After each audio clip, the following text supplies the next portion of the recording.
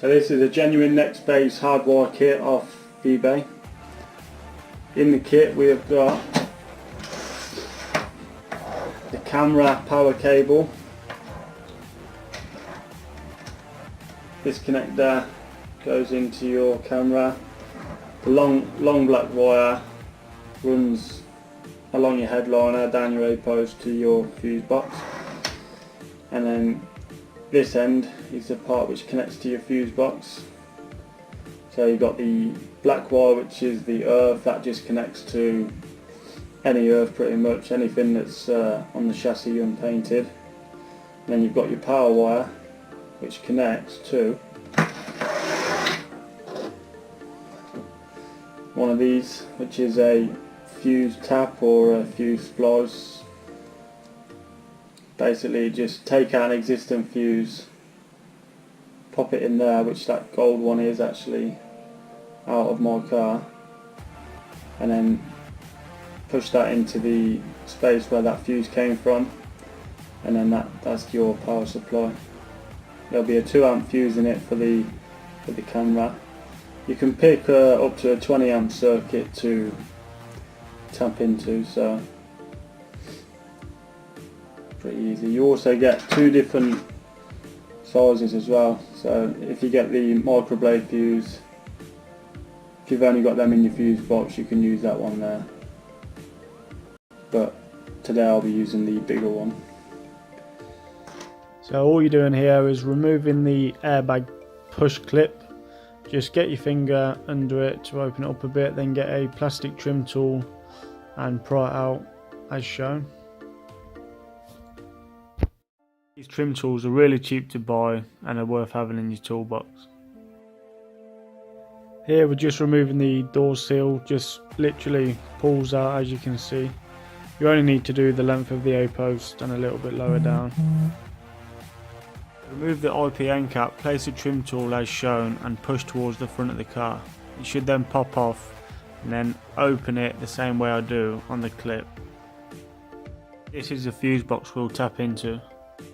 So now we can fully remove the A-post, just literally prise it off. You might need to push on the metal retainer like so, just to get it to pop, and then pull it out slightly and then towards your head sort of thing, and it will just slide out of them clips at the bottom.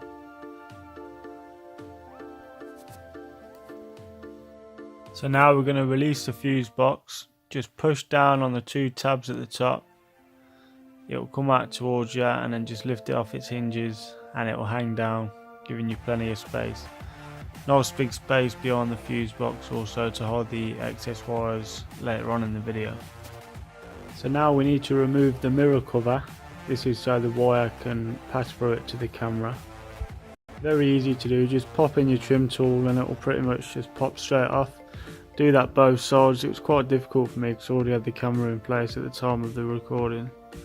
But you don't need to take the mirror shroud fully off, just so it's popped off the clips and is away from the window.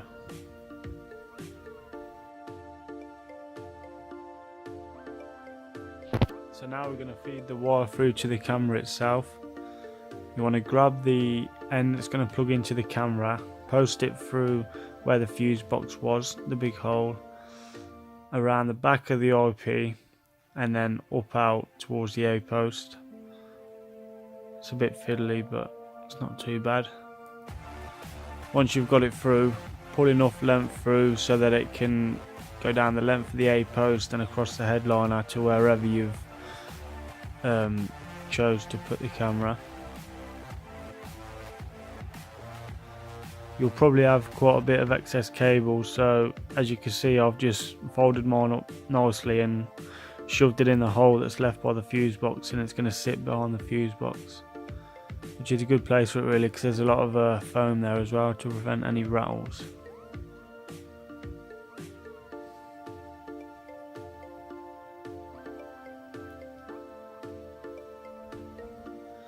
So now you want to post the wire through the mirror shroud.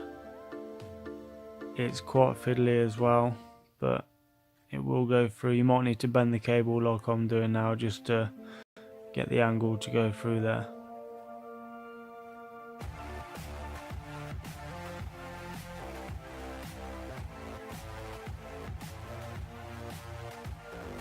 Once you've got it through, just connect it into the camera just to keep it out of the way. It helps to show how much length you actually need then as well, so you might be able to push some back down to get rid of any excess wire.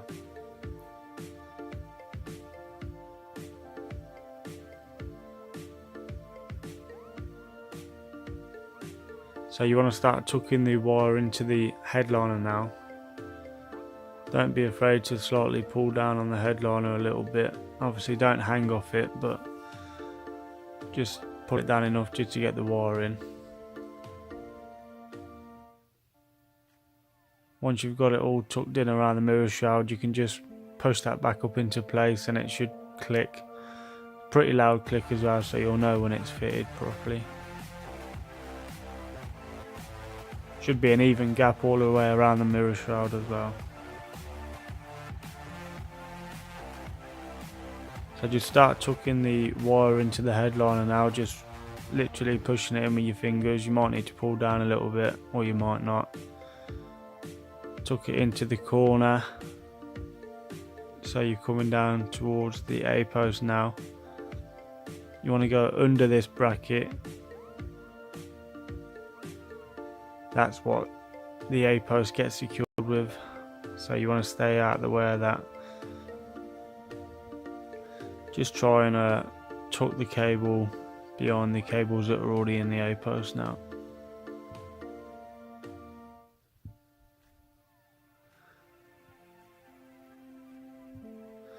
If you really wanted to, you could just tape this cable to the existing harness. That's probably the safest thing to do.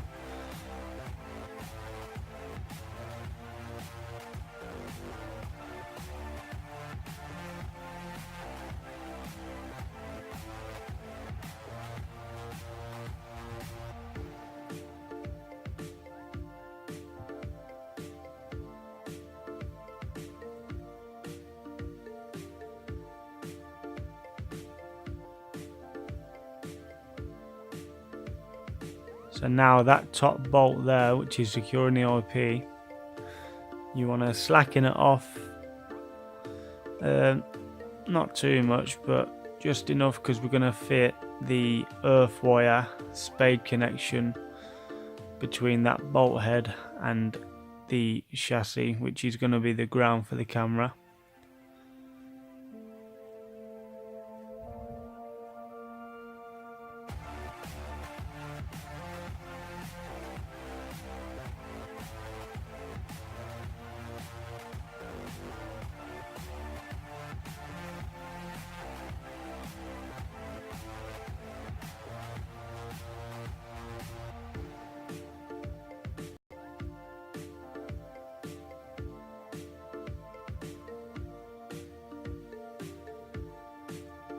So when you've tightened that earth to the IP fixing, you can then put the fuse box back in.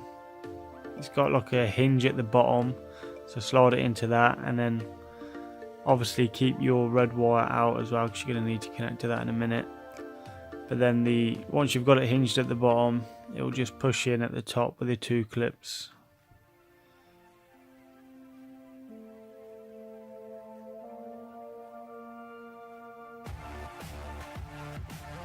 So here's a fuse we're going to be removing. It's the amber 5 amp fuse. Just get a pair of long nose pliers and just pull it out. Place it into the fuse tap in the empty space that you'll have next to your 2 amp fuse, and then it's just literally plug and play into the red wire that you've already fed through, and then connect it into the fuse box where you've just took that fuse from, and then it's just a matter of holding the wires then. So at this point now, if you turn the ignition on, your camera should power on. If it don't, you need to go back through the video.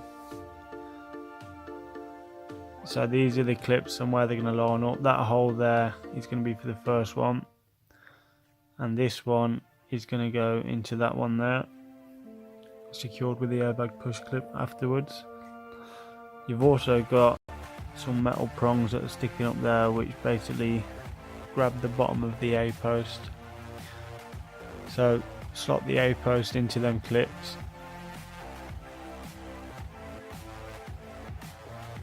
Just push the bottom of the A post in as well. There's a little tab that pushes in.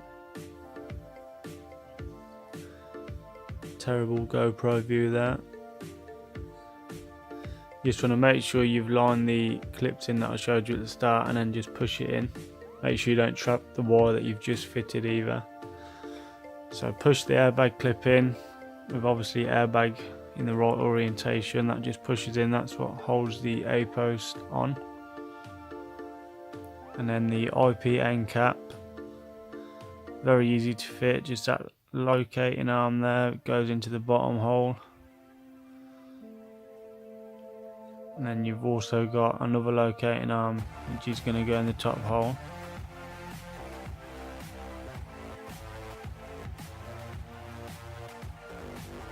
There's a slight hook on the end cap as well, which hooks around the bottom of the A post.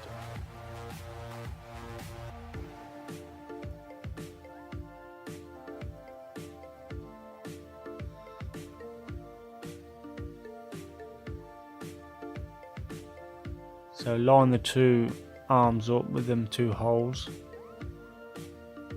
and then make sure the lip is around the bottom of the A post also, and then it'll literally just push in if everything's lined up nicely. And then as for the door seal, it literally just pushes back on. Very simple. Just give it a little tap as well.